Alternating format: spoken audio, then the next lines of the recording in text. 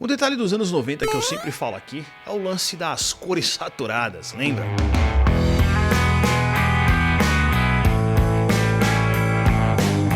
A coisa toda se resumia a essas cores na cara e formas geométricas, bem como o império do nonsense em clipes MTVísticos, estranhos e impactantes.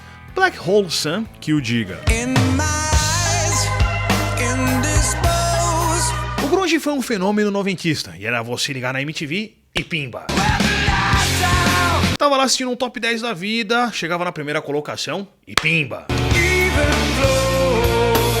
Tava lá de madrugada sentado no sofá, comendo aquele pãozão murcho com mortadela, acompanhado daquela ótima tubaína, vendo uns clipão estranhos na programação da MTV e pimba. Black hole sun, won't you come?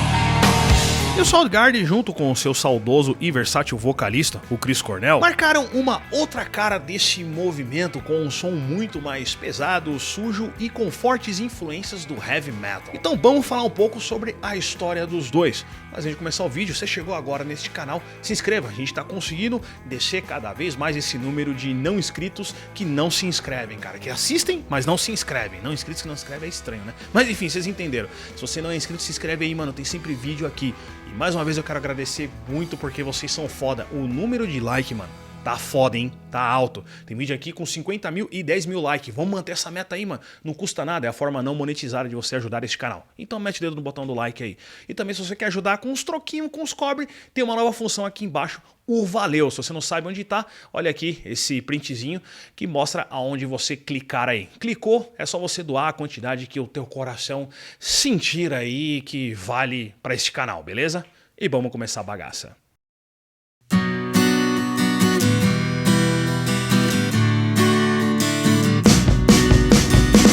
Tudo começa nos anos 80, quando o Mr. Cornell se juntou com Hiro Yamamoto e o Kim Tae-il. O Chris queria ser um multiman na banda. Bem lá no comecinho, na época dos porões de ensaios, ele tocava batera e cantava. Mas o Scott Sundquist assumiu as baquetas para que o Chris se aplicasse à linha de frente. Pois bem, o time fechado e era a hora de pôr a mão na massa, produzir músicas e sair numa coletânea de bandas locais.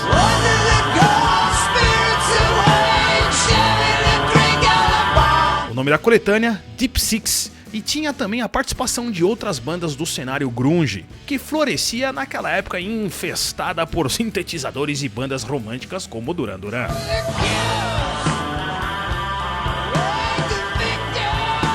O Chris começou a namorar a Susan Silver, que se tornou a empresária do Soundgarden, e também trampou com várias outras bandas do cenário grunge, como Alice in Chains e o Screamy Trees. Bueno, o Mr. Scott, o batuqueiro da banda, tinha uma vida de homem adulto, com filhos e casado. Daí sartou fora da banda, e no seu lugar entrou o Matt Cameron, que tocava no Skin Yard.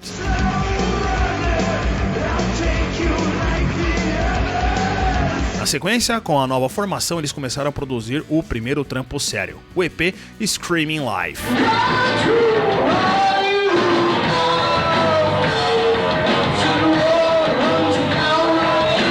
Eles ainda lançaram um EP chamado FOP antes de assinarem e lançarem o seu disco cheio, né? O Ultra Mega OK. Uma curiosidade, uma outra gravadora maior queria assinar com eles lá na época, a A&M Records. E eles disseram não, a princípio. Eles preferiram continuar ali uma gravadora mais underground, que é a SST Records. Pois bem, o disco saiu por essa gravadora menorzinha aí, mais underground, e uns anos depois o disco simplesmente entrou pro Grammy.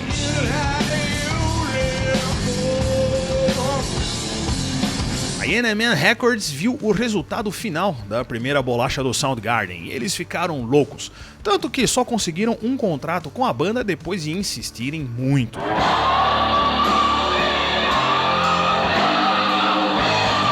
Depois de assinado com a nova gravadora, eles começaram a trampar na segunda obra, o Louder Than Love.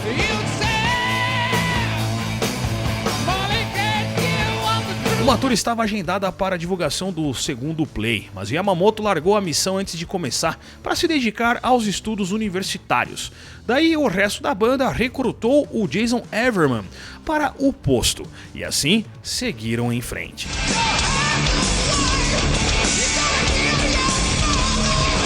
Depois da turnê terminada, o Jason Everman carpiu o gato da banda. Hoje parece que ele virou um soldado.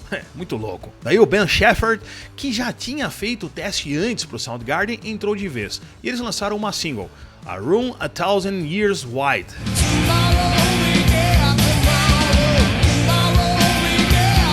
Essa música iria compor o próximo trabalho deles, o Bad Motor Finger, que abriu as porteiras do rock para vários de vocês aqui. E claro, trazia o primeiro hino deles, a Jesus Christ Pose.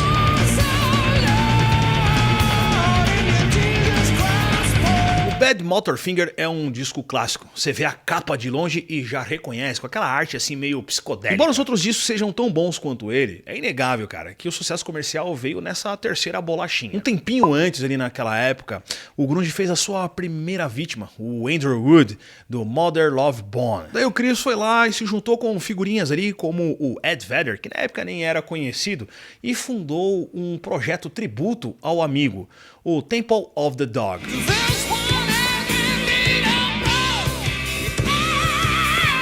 Um detalhe curioso, esse projeto foi o estopim para o nascimento do Pearl Jam. Voltando, o Soundgarden estava ficando gigante e iniciaram uma turnê com o Axelzinho e companhia ao mesmo tempo que lançaram um EP com vários covers.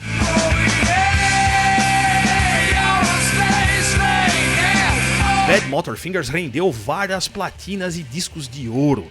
Além disso, rendeu um Grammy, e além desse Grammy, eles apareceram no filme Vida de Solteiro, tocando a Birth Ritual.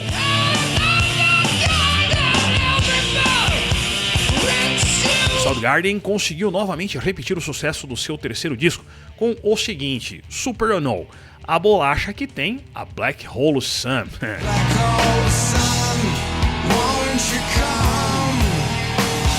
Além do hit já citado, tem outros clássicos como Spoolman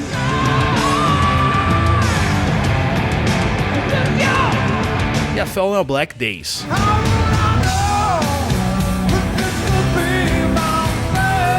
Com a MTV potencializando o conceitual clipe da Black Hole Sun, o Soundgarden deu mais um salto incrível para o mainstream e se consagrou como uma das maiores bandas do grunge.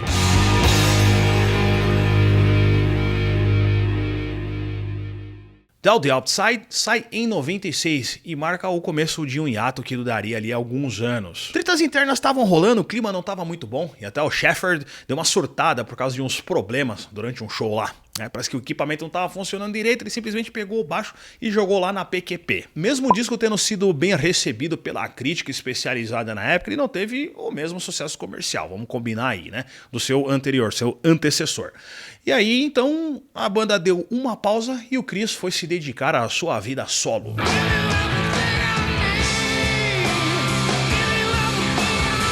Em 99, o Chris lança o seu álbum solo, Euphoria Morning.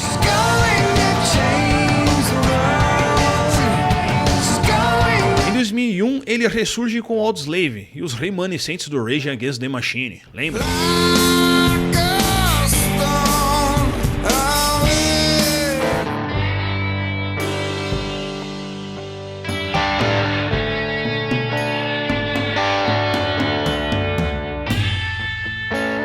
O Chris, desde muito novo, teve de lidar com o seu caos interno de depressão e ansiedade. A doença foi tão grave que na adolescência ele largou a escola, pouco saía de casa e o rock, com o Soundgarden, foi uma forma de lidar com essa parafernália toda. Em 2012, eles retomaram os trabalhos com o último trampo, o King Animal, e tudo parecia ter voltado ao normal.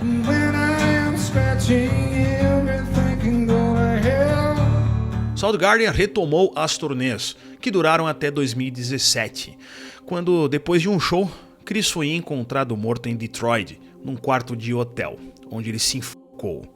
Mais uma vez, a depressão fez mais uma vítima.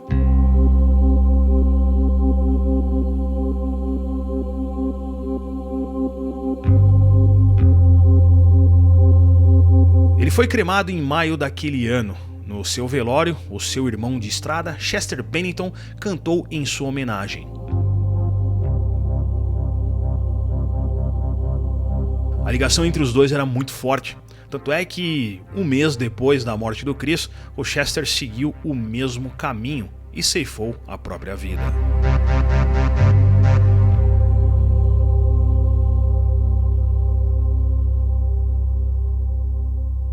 Muitos, inclusive, acreditam que o lance do Chris foi um gatilho pro Chester. Eu até falei um pouco disso no vídeo anterior que eu falei sobre o Chester Bennington. Se vocês não assistiram, clica aqui em cima que você vê com maiores detalhes essa questão aí. Eu quero saber a opinião de vocês, se acham que foi mesmo? Eu acredito muito nessa hipótese, cara, né? Minha opinião aqui particular.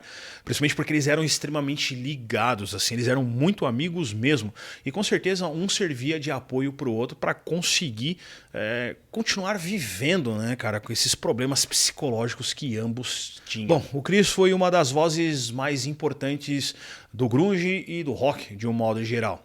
E o seu legado será eterno. Enquanto tiverem velhos e jovens aí dispostos a usarem flanelas e tocarem seus violões aí em alguma pracinha para agradar as gatinhas.